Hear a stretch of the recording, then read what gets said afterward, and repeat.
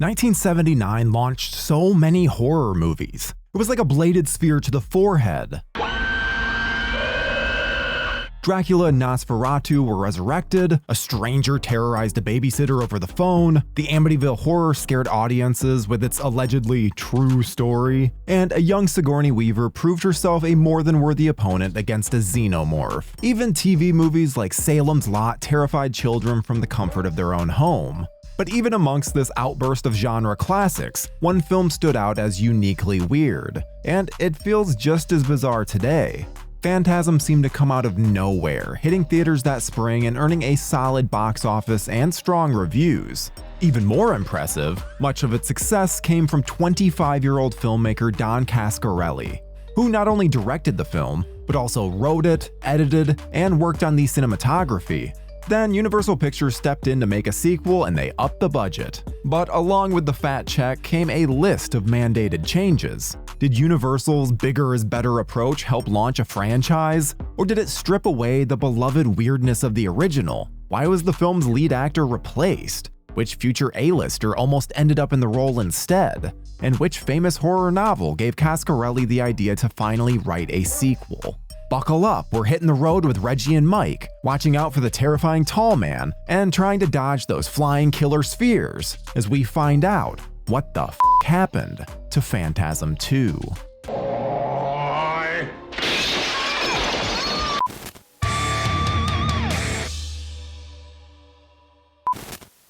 Shot on a shoestring budget with a skeleton crew, the original film's success came from a mix of word of mouth, re-releases, and a roadshow type of theatrical run. And with a hit film to his credit and horror sequels on the rise, Don Coscarelli suddenly had Hollywood's attention. Studios were ready to back a follow-up to his 1979 breakout hit. The only problem was that Coscarelli was clueless as to where to take the story next.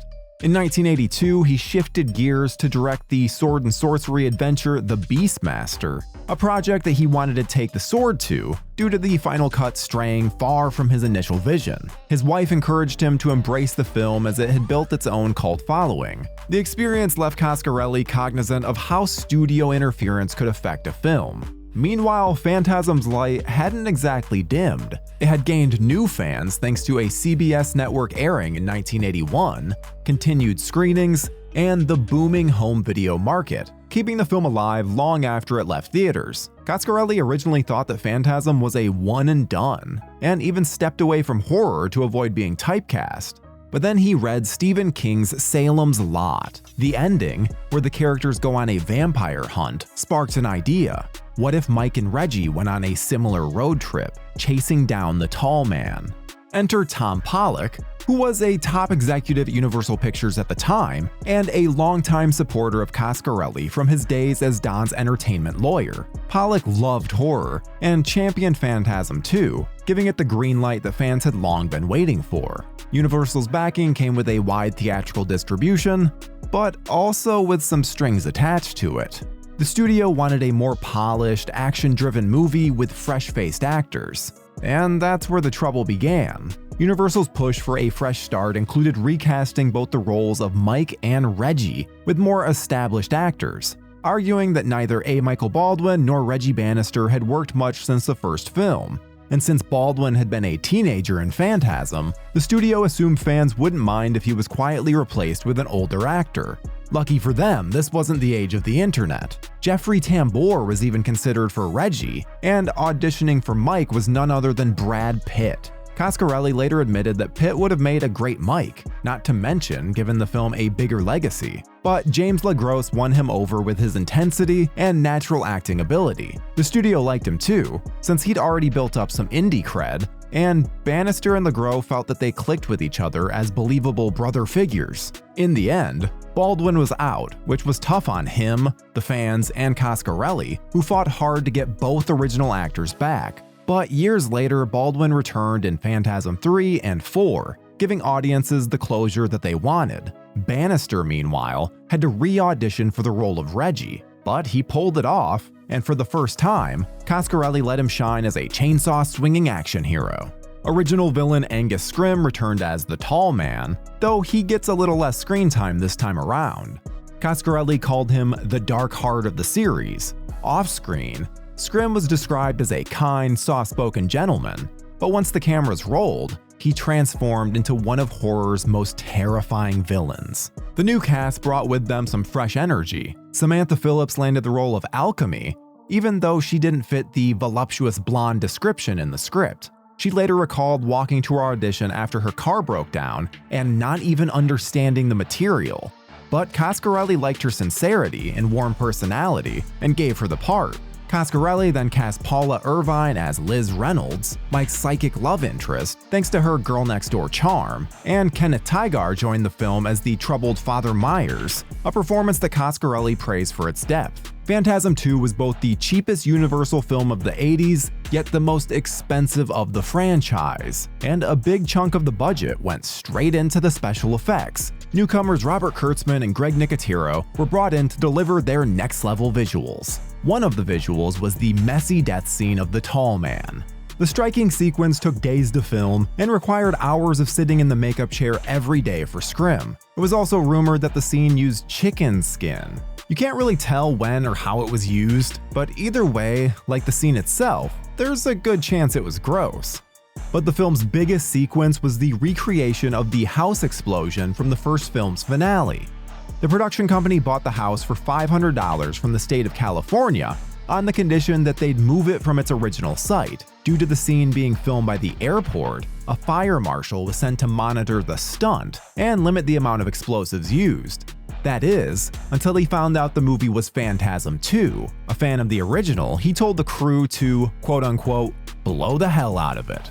The sequence, shot with 6 cameras and loaded with primer cord, mortars, and a truckload of gasoline, was nailed in a single take, with Angus Scrim, Reggie Bannister, and even a young Lori Loughlin standing in for Mike.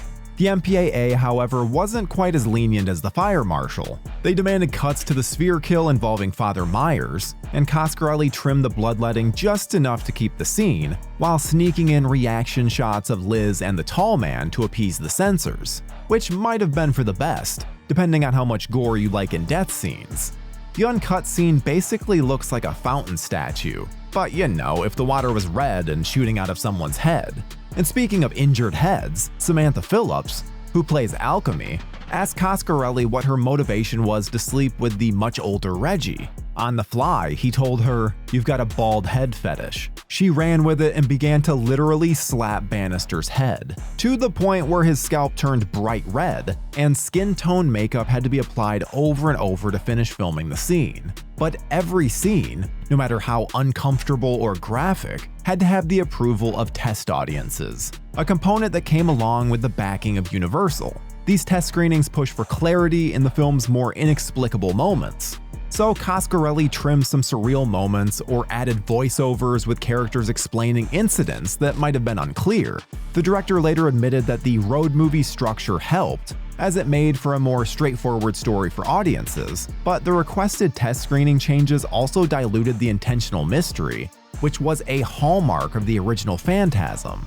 The studio rushed Phantasm II into theaters so that it could beat the release of the Robert De Niro action comedy Midnight Run. Coscarelli requested an additional $500,000 to finish filming, which Universal approved.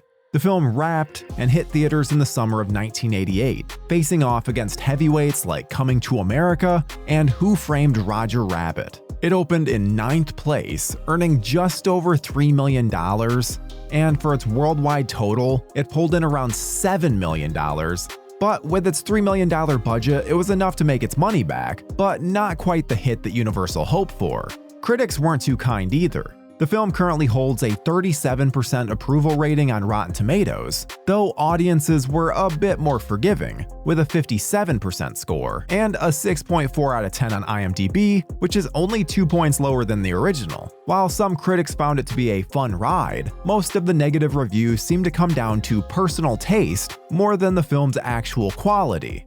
I guess not everyone's gonna like a road trip movie about 2 guys chasing a telekinetic undertaker who throws killer spheres at people. Oh well, their loss. Like the original, Phantasm II found new life in the home entertainment market after its theatrical run, and while the franchise eventually spanned 5 films, Part 2 stands out as the only studio-backed entry, making it something of an outlier. and even a bit of an experiment. The Scream Factory re-release later gave fans a true gift: a making-of documentary, deleted scenes, and a featurette called Gory Days with Greg Nicotero, where the special effects legend looks back on his early career and the magic behind Phantasm II's standout moments. It also includes a commentary track featuring Don Coscarelli, Reggie Bannister, and the tall man himself, Angus Scrimm. Altogether, it feels like a love letter to the people who kept the series alive. A strange love letter, but a love letter nonetheless. Ultimately, Phantasm II amps up the action, brings the gore, and delivers an entertaining sequel that fans still love. While the slow burn horror of the original takes a back seat, terrifying moments are still along for the ride. And rather than rehash the same formula, Phantasm II expands on the story and does it in spades. The tall man unleashes his sentinels to spectacular effect. Reggie steps into his own as an action hero, and Mike finally wins the battle. At least for now. The tall man, or any other version of him, may return for Phantasm III, but that's alright. Phantasm II leaves fans wanting more. No, it's not.